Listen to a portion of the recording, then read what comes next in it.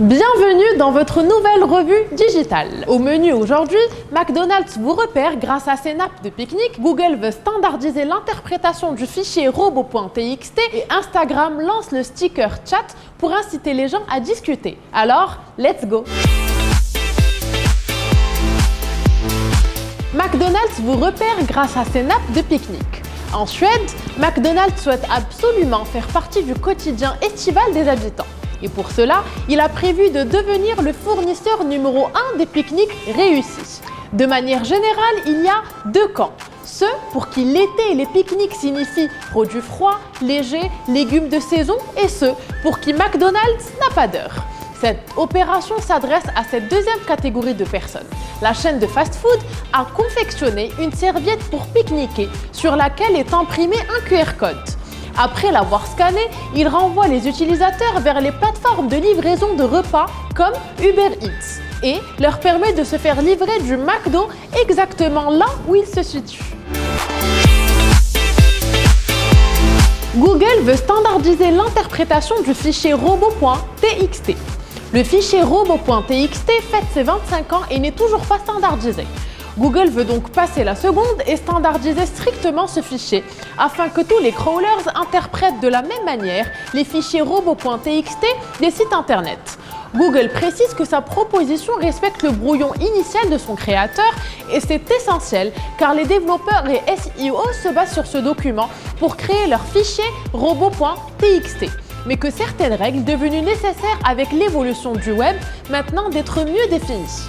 Google a soumis sa proposition à l'IETF, Internet Engineering Task Force, et appelle l'écosystème à réagir pour que le REP, Robots Exclusion Protocol, version 2019, soit reconnu comme un standard. Si l'écosystème approuve le standard proposé par Google, cela devrait faciliter le travail des professionnels du web, qu'ils soient du côté des sites web ou des crawlers. En revanche, Google annonce que ces crawlers interprétaient certaines déclarations du fichier robot.txt non définies dans le REP, tels que crawl delay, nofollow et noindex. Instagram lance le sticker chat pour inciter les gens à discuter. Depuis le lancement des stories sur Instagram, le format s'est vu doté de nombreuses nouveautés. Un sticker pour ajouter de la musique, un autre pour réaliser des sondages ou encore un compte à rebours pour prévenir du lancement d'un nouveau produit, d'une nouvelle série ou d'un autre événement. Au début de la semaine dernière, Instagram a présenté sur Twitter un nouveau sticker Join Chat.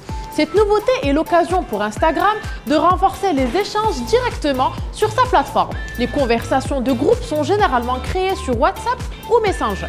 Lorsque les personnes verront votre story et cliqueront sur le sticker chat, une demande vous sera envoyée pour rejoindre la conversation de groupe directe dans le chat.